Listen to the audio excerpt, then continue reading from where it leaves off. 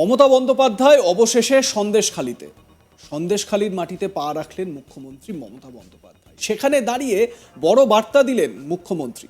সরকারি প্রকল্পের সুবিধা দেওয়ার বিনিময়ে স্থানীয় নেতানেত্রীরা কাটমানি নেয় বা টাকা আত্মসাৎ করে বলে বিভিন্ন সময় অভিযোগ উঠেছে। এবার সন্দেশখালীতে গিয়ে সাধারণ মানুষকে সচেতন করতে দেখা গেল মমতা বন্দ্যোপাধ্যায়কে। সন্দেশখালীর মঞ্চে বক্তব্য রাখার সময় মমতা বলেন, সবাই ভালো থাকবেন, সকলে মিলেমিশে থাকবেন, কোনো দুষ্টু লোকের খপ্পরে পড়বেন না। একই সঙ্গে সন্দেশখালীতে টাকার খেলা হয়েছে বলে অভিযোগ করেন তিনি।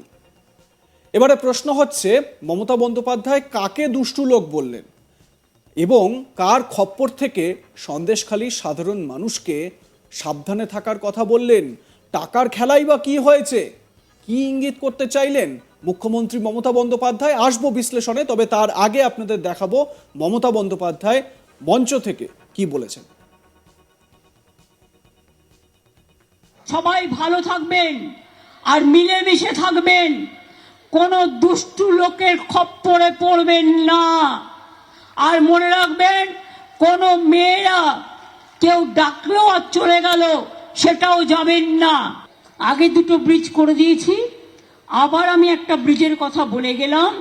আবার যখন টাকার সংকুলন হবে, আমাকে 16 লক্ষ বাড়ি আবার করতে হবে, এই 12 লক্ষ বাড়ির টাকার যোগান দিতে হবে, খাদ্য ভাণ্ডারের টাকা যোগান দিতে হবে, স্বাস্থ্যসাথীর টাকা যোগান দিতে হবে, লক্ষ্মীর ভাণ্ডারের টাকা যোগান দিতে হবে, সংখ্যালঘু, আদিবাসী, OBC, schedule caste, general caste সকলের জন্য, কৃষক থেকে শুরু করে শ্রমিক থেকে শুরু করে তাদের সমস্ত প্রজেক্ট চলবে। আমি যখন রেল মিনিস্টার ছিলাম, জানেন তো, আমি যখন রেল মিনিস্টার ছিলাম আমাকে সবাই বলতো, আমাদের বাড়ির সামনে একটা স্টেশন করে দেবেন। আমি বলতাম, হ্যাঁ, লোকসভা থেকে রাজ্যসভা একটা স্টেশন করে দিলে আরো ভালো হয়। সুতরাং এটা মানুষ বলতেই পারেন যে ইছামতি নদীর উপর 1000টা ব্রিজ হোক, কিন্তু সেটা তো সম্ভব নয় ফিজিক্যালি। তাই জেটির উন্নয়ন করা হচ্ছে, জেটি ঘাটের উন্নয়ন করা হচ্ছে, লঞ্চ বাড়ানো হচ্ছে, স্পিড বোট বাড়ানো হচ্ছে, এবং ট্রান্সপোর্ট থেকেও যা যা করার সেগুলোও করা হচ্ছে। তাই আপনাদের সকলকে আমি বলবো, পিঠে পালো হচ্ছে মা বোনেরা, পৌষ পার্বণ হচ্ছে, মেলা হচ্ছে, পিঠে পার্বণ হবে, ইতু পুজো হয়ে গেছে, লক্ষ্মী পুজো হবে, নবান্ন হবে। সবাই ভালো থাকবেন আর মিলেমিশে থাকবেন, কোনো দুষ্টু লোকের খপ্পরে পড়বেন না। আর মনে রাখবেন, কোনো মেয়েরা কেউ ডাকলেও আর চলে গেল সেটাও যাবেন না। আপনাদের অধিকার, আপনাদের নিজস্ব অধিকার। সরকারি যখন প্রজেক্ট পরিকল্পনার জন্য চেষ্টা করবেন, সরকার দুয়ারে সরকার করবে, আপনার দরজায় আসবে, আপনি তাকে বলবেন, সে আপনার কাজটা দেখবে। আর যদি কেউ আপনাকে ভুল বোঝায়, মিথ্যে কথা বলে, আমি জানি এখানে অনেক টাকার অঙ্কের খেলা হয়েছে, পরে দেখলেন তো সবটাই ভাওতা, মিথ্যা বেশি দিন চলে না, মিথ্যেটা কিন্তু একদিন প্রকাশ পায়। আমি চাই, যা হয়েছে হয়েছে, আমার মনে নেই, আমি ভুলে গেছি।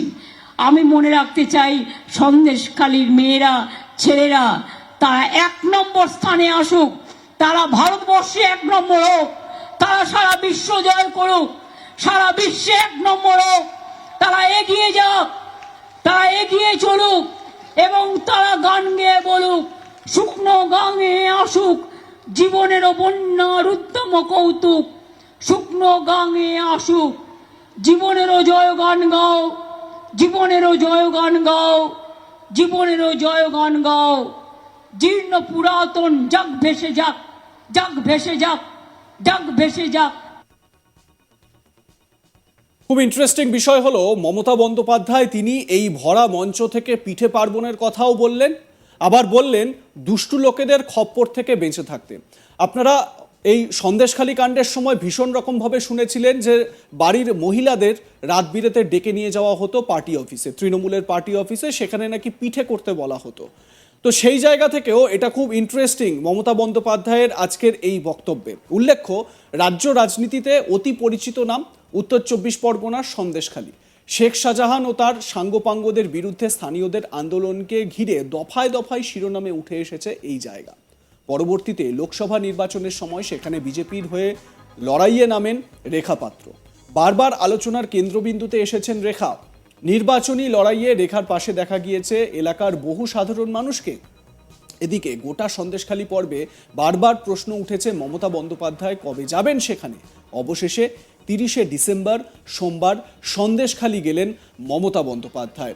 মমতা বন্দ্যোপাধ্যায়ের বক্তব্যের খুব ইন্টারেস্টিং একটি পার্ট, সেটা আপনারা নিশ্চয়ই হয়তো বুঝতে পেরেছেন। মমতা বন্দ্যোপাধ্যায় বললেন যে আমি সব ভুলে গিয়েছি, এখানে কি হয়েছিল, এখানে প্রচুর অঙ্কের টাকা হয়েছে, অর্থাৎ সন্দেশখালীর আন্দোলন এবং সেখানে তৃণমূলের বিরুদ্ধে যে একটা ব্যাপক ক্ষোভ সম্প্রসারিত হয়েছিল বা ছড়িয়ে পড়েছিল সন্দেশখালীর সাধারণ মানুষের মধ্যে, সেই বিষয়টিকেই কি টাকার অঙ্কের খেলার কথা বলতে চাইলেন মমতা বন্দ্যোপাধ্যায়? নিশ্চয়ই তাই।